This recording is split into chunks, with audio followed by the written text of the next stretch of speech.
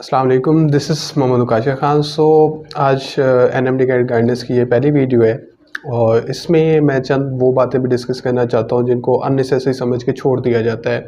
तो आज हम इस वीडियो में बात करेंगे वो just about general guidance of AMCAT और कुछ ऐसी चीज़ें जिनको कभी भी गाइडेंस में नहीं बताया जाता, जबकि उनका ख़ास तौर पे फ्रेश स्टूडेंट्स के लिए बहुत इम्पैक्ट होता है।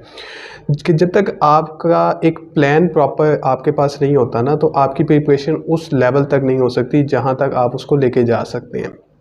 पहली चीज़ जो आज की वीडियो में हम डिस्कस करेंगे वो वर्ड्स अबाउट पेपर पैटर्न, कि जो पीएमसी ने इस साल पेपर पैटर्न जारी किया है। लास्ट ईयर जब पीएमसी ने टेस्ट लिया था तो 210 एमसीक्यूज़ थे और इस साल दोबारा से 10 एमसीक्यूज़ कम करके 200 एमसीक्यूज़ कर दिए गए हैं, जिसमें बायोलॉजी में 68, chemistry physics 54, English 18 and logical reasoning 6 MCQs कर दिए गए।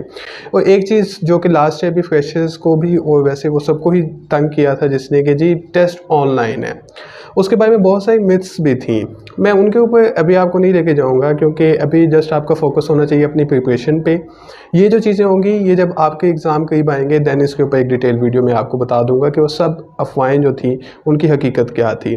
लेकिन एक चीज़ जो मैं यहाँ आपको बताना चाहता हूँ कि जब लास्ट ईयर से ये ऑनलाइन का टेस्ट आया है तो ये स्टूडेंट की फेवर में इस लिहाज से है कि एक तो टेस्ट का टाइम पीएमसी बहुत देता है 3.5 आवर्स 200 एमसीक्यूज़ के लिए, और आपको बबल फिल भी नहीं करना, तो आपके पास टाइम काफ़ी होता है। अभी आप जस्ट इसकी पॉजिटिव चीज़ों को देखें।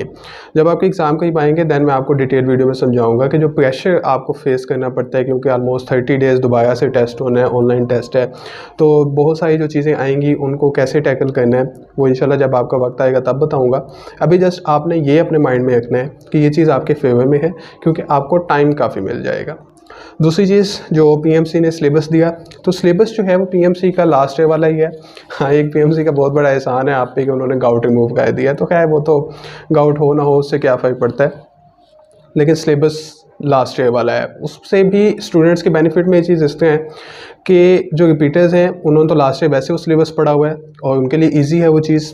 और इस साल के फ्रेशर्स लास्ट ईयर के फ्रेशर्स की निस्बत इस तरह बेहतर है कि जब लास्ट ईयर जो फ्रेश स्टूडेंट्स थे उन्होंने स्मार्ट सिलेबस के एग्ज़ाम्स दिए थे और जो पीएमसी का सिलेबस था वो स्मार्ट सिलेबस से मैच नहीं करता था। पीएमसी ने अपना एक सिलेबस दिया था और स्मार्ट सिलेबस एक अलग चीज़ थी, तो वो बहुत सी डिफ़िकल्टीज़ उन्हें इस वजह से फेस करनी पड़ी क्योंकि उन्होंने वो टॉपिक्स नहीं पढ़े हुए थे जो पीएमसी के सिलेबस में शामिल थे।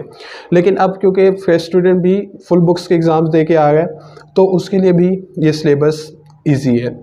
मैंने 2019 में यूएचएस के अंडर पहला एमकेट दिया था, देन 2020 में 2021 में, तो बिलीव मी कि जो 2021 का सिलेबस था और वही अब 2022 का सिलेबस है, तो ये बहुत इजी सिलेबस है, इजीली कवरेबल है।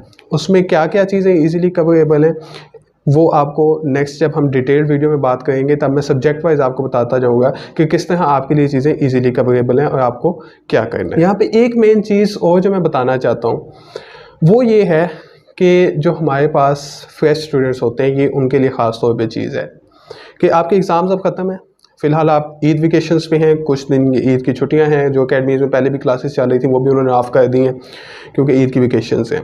और ईद के बाद क्या होगा कि हमारे जितने भी फ्रेश स्टूडेंट होंगे वो एक भेड़ चाल के तहत बिना सोचे समझे जो आउट ऑफ बिग सिटीज़ हैं, मतलब जो स्टूडेंट्स लाहौर के नहीं हैं या जो स्टूडेंट्स मुल्तान के नहीं हैं, वैसे बेसिकली मुल्तान के भी काफ़ी स्टूडेंट्स चले जाते हैं उठ के लाहौर, वो सब क्या करते हैं कि उनका लाइक आफ्टर एमकेट जिस तरह हर स्टूडेंट का एक ड्रीम होता है ना कि उसका किंग एडवर्ड में एडमिशन हो जाए, इसी तरह यहाँ पे जब एक प्री मेडिकल का स्टूडेंट होता है, जब उसने एफएससी एग्ज़ाम्स के बाद उसने एमकेट की प्रिपरेशन के लिए जाना होता है, तो इट्स लाइक अ ड्रीम कि उसके लिए बड़ी ख्वाहिश होती है कि वो किप्स 30 लाहौर कैंपस जाए।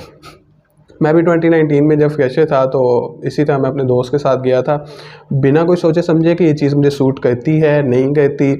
मैं जस्ट वो, क्योंकि हमारी क्लास के जितने हम कॉम्पिटेंट स्टूडेंट्स थे सब जा रहे थे किप्स 30 लाहौर, तो मैं भी अपने दोस्त के साथ चला गया।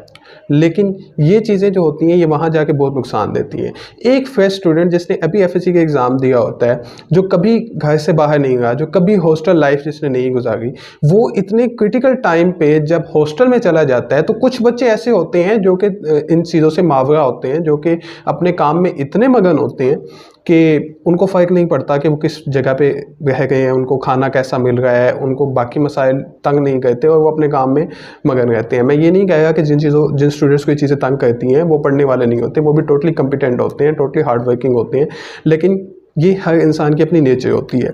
तो ये चीज़ नहीं करनी, आपने अपने आप को देख लेना है। जब आप घर बैठ के सोचते हैं ना कि यार मैं हॉस्टल जाके रहूँगा, वहाँ तो सिर्फ पढ़ने वाला काम होगा, कोई इधर उधर घर का काम तो वहाँ करना नहीं पड़ेगा, तो मेरे पास तो बहुत टाइम होगा। ये जब आप अपने कंफर्ट जोन में होते हैं तब ये सब चीज़ें अच्छी लगती हैं। जब इंसान वहाँ जाता है तो बहुत सी ऐसी चीज़ें आपको डिस्टर्ब करती हैं जो कि आपको अपना जो मेन आपका फोकस होना चाहिए उससे डाइवर्ट करती हैं। तो ये चीज़ें भेड़-चाल में नहीं चलनी। ईद के बाद आप खुसूसन वो स्टूडेंट्स जिनके लोकल स्टेशंस पे अच्छी अकेडमीज़ मौजूद हैं, वो ट्राई करें कि उन्हीं अकेडमीज़ में अपना एडमिशन ले लें। इट्स एमकैट वो कोई ऐसी चीज़ नहीं है जो एफएससी की टेक्स्ट बुक से अलग हट के नहीं आने वाली, उन्हीं चीज़ों में से आने वाली चीज़ें हैं वो। तो बेहतर यही होगा कि खामख़वाह बिना सोचे समझे हॉस्टल्स का रुख ना कीजिएगा। इसका नुकसान यही होता है कि आपसे वहाँ टाइम मैनेजमेंट नहीं होती, आप अपना टाइम गुजार के आ जाते हैं और होता कुछ भी नहीं है, कुछ भी हासिल नहीं होता आपको। एक चीज़ ये, और वो दूसरे स्टूडेंट्स कुछ ऐसे होते हैं जो कि चलें आप हॉस्टल चले भी जाएँ और वो हॉस्टल एडजस्ट भी हो सकते हैं, बट उनको एक और भेड़-चाल ने पता नहीं किसने सिखाया है ये कि पढ़ने वाले बच्चे जो हैं ना वो सुबह 5:30 वाला सेशन रखते होते हैं। ये एक फ़िक्रा सुनने को मिलता होता था जब वी वर फ्रेशर्स। तो ये बिल्कुल एक गलत चीज़ है, ठीक है? आपने अपने आप को देख लेना है कि आपके लिए कौन-सा टाइम सूटेबल है, कौन-सा टाइम है जब आप मेंटली फ्रेश हैं, कौन-सा टाइम है जब आपकी नींद पूरी है, जब आप टोटली फ़ोकस्ड होकर स्टडी कर सकते हैं। जब आप लाहौर जाएँगे या मुल्तान जाएँगे, अकेडमीज़ आपको 2-3 सेशंस प्रोवाइड करती हैं, सुबह 5:30, 11:30 इस तरह मुख्तलिफ़ टाइम में आपको सेशन मिल रहा होता है। तो आप वही टाइम लें जो कि आपको सूट करता है, जिसमें आप मेंटली फ्रेश हैं। दोस्तों को देखते हुए या देखते हुए कि रूम के सारे लड़कों को या हॉस्टल के सारे लड़कों ने सुबह 5:30 वाला टाइम लिया हुआ है, या भाई ये तो एक रिवायत चलती आ रही है कि फ्रेश स्टूडेंट जब भी हॉस्टल जाता है तो सुबह 5:30 वाला टाइम लेता है, तो मैंने भी 5:30 वाला टाइम लेना है। ऐसा ना कीजिएगा, इससे कुछ भी नहीं होता। ये बहुत जो फ्रेश स्टूडेंट है उसके लिए ये शार्ट टाइम है। ऑलमोस्ट इट्स जुलाई और सितंबर में एग्ज़ाम स्टार्ट हो जाने हैं। अगर आप सितंबर के लास्ट डेट भी रखते हैं तो आपके पास 3 मंथ्स हैं। अगस्त 3 मंथ्स का एक शार्ट टाइम है, इसमें इन चीज़ों में टाइम ना ज़ाया करें। अपना टाइम मैक्सिमम जो है बचा के रखें, इन फ़ज़ूलियात में ज़ाया करने की बजाय जो आपकी मेन स्टडी है उसके लिए इन चीज़ों को बचा के रखें।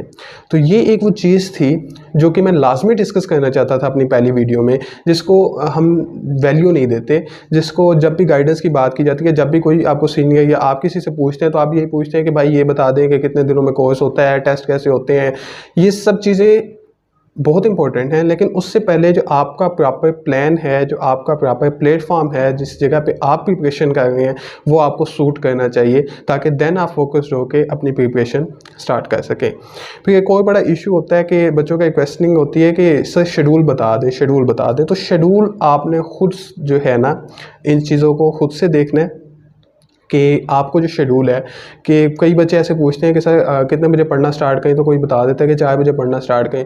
वो बंदे की आंख खुले ना खुले वो 4 बजे उठ के बैठ जाता है और बाद में पता लगता है कि भाई उसने जो 4 बजे उठ के 7 बजे तक बैठा है उसके दिमाग में एक लफ्ज़ भी नहीं गया। तो इससे बेहतर था कि क्या पता वो 7 बजे पढ़ना स्टार्ट कर देता, तो शायद जो उसने 3 घंटे ज़ाया किए हैं उससे ज़्यादा वो 1 घंटे में गेन कर लेता। तो ये जो चीज़ें होती हैं कि कितने घंटे में पढ़ना है, कब पढ़ना स्टार्ट करना है, ये हर स्टूडेंट की नेचर वैरी करती है। तो इन चीज़ों को आपने खुद ही देखना है। और भी बच्चे होते हैं जो कि जाते हैं कि सिर्फ लेक्चर्स लेने हैं या टेस्ट भी देना है, तो ये सीनियर से पूछते हैं। ये चीज़ें भी आपने खुद देखनी है। अगर आपकी नेचर है कि आप at the end day test दे के आपकी प्रिपरेशन अच्छी होती है तो अकेडमीज़ के टेस्ट दें। अगर आपकी जो है जस्ट सेल्फ स्टडी से प्रिपरेशन अच्छी होती है, आपको सिर्फ अपना टाइम चाहिए सेल्फ स्टडी के लिए, देन सेल्फ स्टडी पे ज़्यादा जोर दें। तो ये वो चीज़ें हैं जो कि आप एक एफएससी के स्टूडेंट हैं, एफएससी का एग्ज़ाम दे के आपको इतना पता है, तो उन चीज़ों को आप खुद ही देखिएगा। बुक्स बच्चे बहुत सी इधर उधर की पढ़ने लग जाते हैं, तो जो आपको मेन बुक्स पे फोकस रखना है वो भी आपको अपनी जस्ट टेक्स्ट बुक्स पे रखना है। टेक्स्ट बुक से बाहर कुछ भी नहीं आता।